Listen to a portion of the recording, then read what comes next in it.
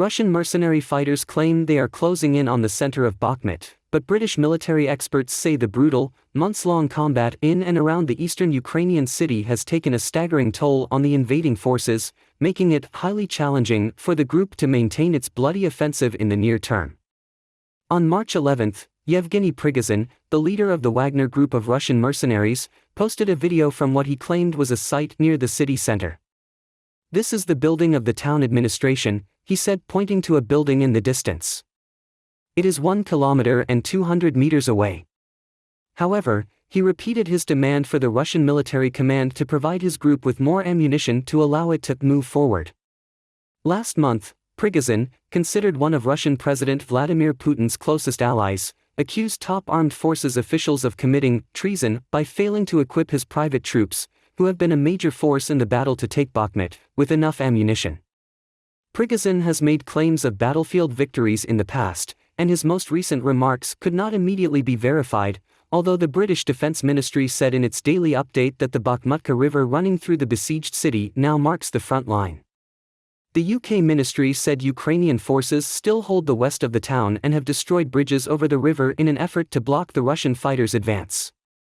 With Ukrainian units able to fire from fortified buildings to the west, this area has become a killing zone, making it highly challenging for Wagner forces attempting to continue their frontal assault westward, the ministry said.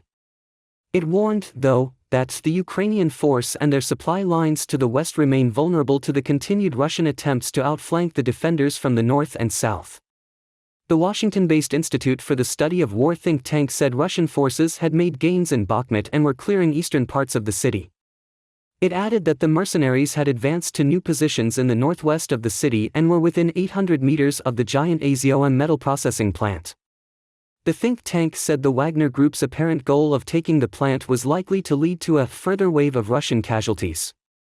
Ukrainian and Western military experts have said Russian fighters have suffered near-catastrophic levels of casualties in the long battle for Bakhmut, which U.S. military leaders have said holds little strategic value and mostly indicates Moscow's desire for a symbolic victory in the face of growing criticism at home.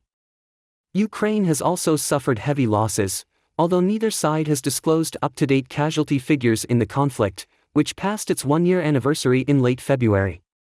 According to a NATO estimate on March 6, Russia is losing about 5 times as many troops in the Bakhmut fighting as Ukraine. Meanwhile, Ukrainian Interior Minister Ihor Klimenko said that more than 28,000 people have volunteered to serve in Ukraine's offensive guard units, which are now nearly fully staffed. "The units are mostly already formed and today we are recruiting additional volunteers to have a reserve in the future," Klimenko said on March 11. The offensive guard units, which are expected to be used in an offensive against invading Russian forces, are currently being trained at facilities around the country, Klimenko added. The Ukrainian General Staff said during its daily briefing on March 11 that the Russian military launched more than 100 attacks across the front line in the Donetsk region, including around Lyman, Bakhmut, Avdiivka, and Shakhtarsk.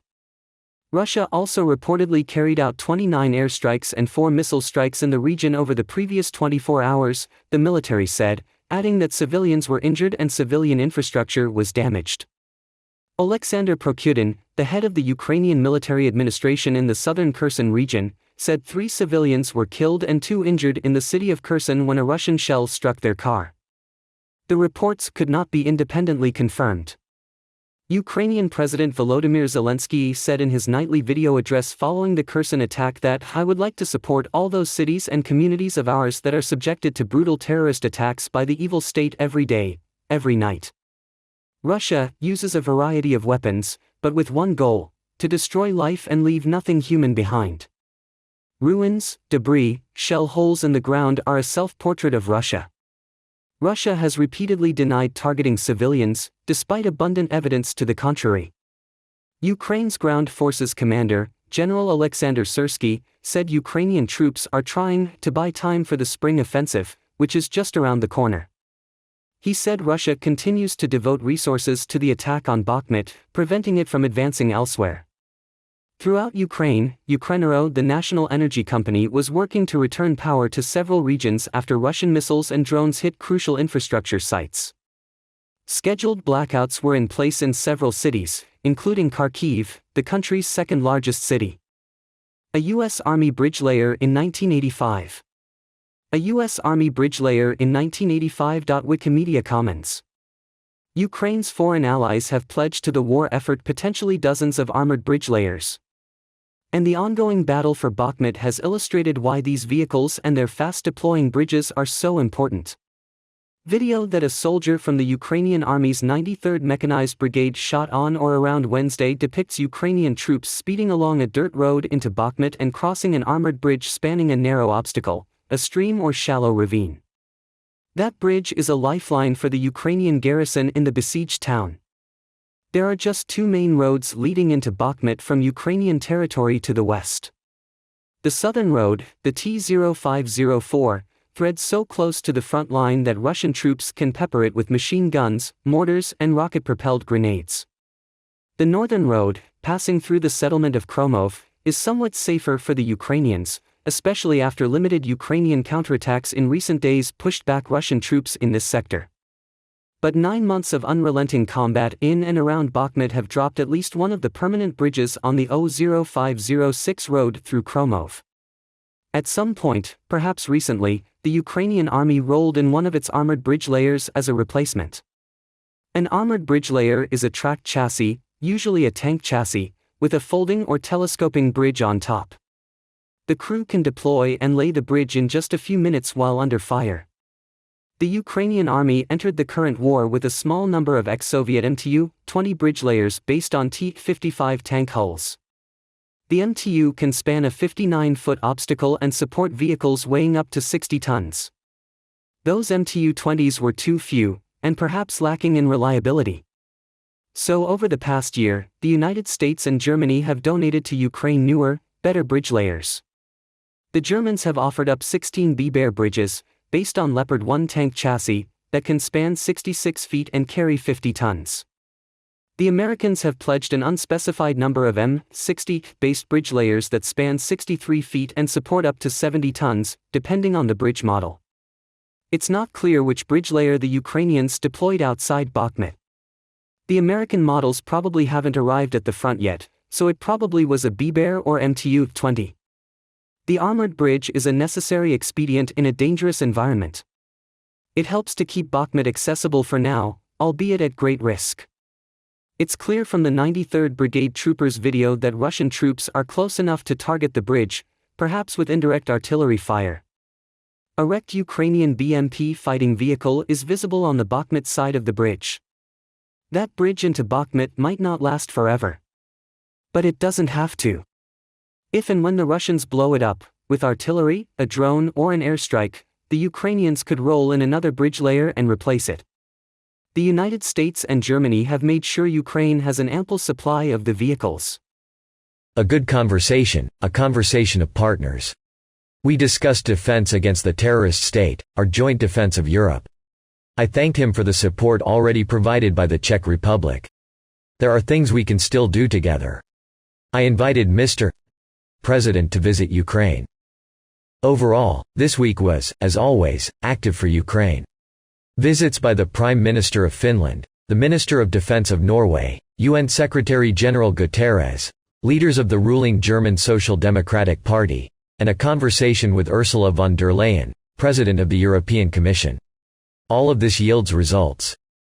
In particular, we have significantly strengthened air defense. I thank Norway for this. We have new agreements on the diplomatic front. There is movement on the European integration track, as a result of the implementation of anti-corruption steps set out in the recommendations of the European Commission, including the appointment of a new director of NABU.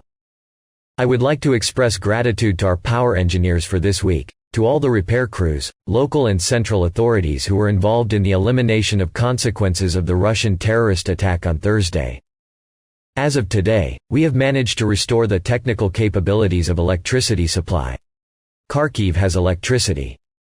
Zhytomyr region has electricity. All cities and communities that had problems with energy supply have been powered again. I thank each and every person who worked for this. By the way, our program for exchanging old lamps for new LED lamps is also being actively implemented. In total, Ukrainians have already received 12 million LED lamps. Speaking of energy saving, This volume allows us to save up to 600 megawatts of energy. This is roughly equivalent to more than half of the generation of the most powerful nuclear power plant unit. Please take advantage of this lamp exchange program. I would like to thank our rescuers from the State Emergency Service of Ukraine in Donetsk, Kharkiv, Kherson and Zaporizhzhia regions, and in the border areas of Sumy and Chernihiv regions. To all those who are consistently eliminating the consequences of Russian shelling. Today, I would like to commend the 41st State Fire and Rescue Unit of Kostiantynivka, Donetsk region. Major Herman Starkayas, Captain Serhiy Kulinchenko, Junior Sergeants Roman Dichko and Kirillo Sayenko. Thank you guys for your excellent work and courage. Of course, I am grateful to all our warriors from Khortytsia and Tavria who are fighting in the hottest spots in the most difficult conditions. In less than 1 week, since March 6 in the Bakhmut sector alone, they managed to eliminate more than 1,100 enemy soldiers, which are Russia's irreversible losses there, near Bakhmut. In addition, at least 1,500 more sanitary losses of the enemy. These are wounds incompatible with continuing fighting. Plus, dozens of units of enemy equipment were destroyed. Plus, more than 10 Russian ammunition depots were burned. I am grateful to every warrior of the armed forces of Ukraine, our intelligence, the shaman fighters, the National Guard, our border guards, everyone who is really fighting for Ukrainian land, for Bakhmut. I am grateful to the fighters of Tavria who are effectively fighting in the areas of Avdiivka and Mariinka. To the artillerymen of the 55th Separate Zaporizhzhia Sich Brigade, the warriors of the 35th Separate Marine Brigade, the 74th Separate Reconnaissance Battalion, and our 79ers, the paratroopers.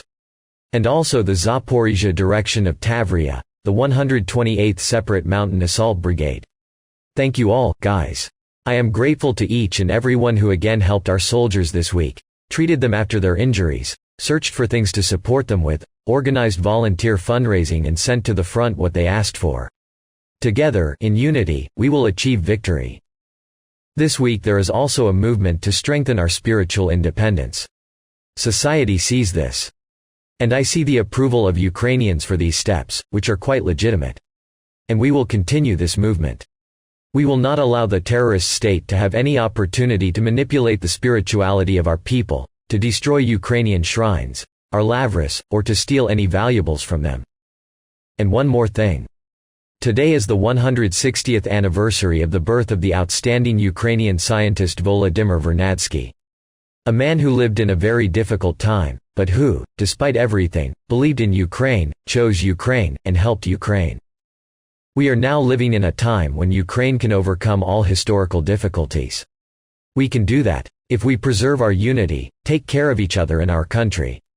I thank everyone who cares about Ukraine and Ukrainians. I thank everyone who cares about our unity and the unity of the world for the sake of Ukraine. I thank each and everyone who is now fighting for the independence of our country. May the memory of all those who gave their lives for Ukraine be eternal. All those whom we remember when we say, "Glory to Ukraine." Today I conferred the title of Hero of Ukraine upon Alexander Matsievsky, a soldier. A man whom all Ukrainians will know. A man who will be remembered forever. For his bravery, for his confidence in Ukraine and for his glory to Ukraine.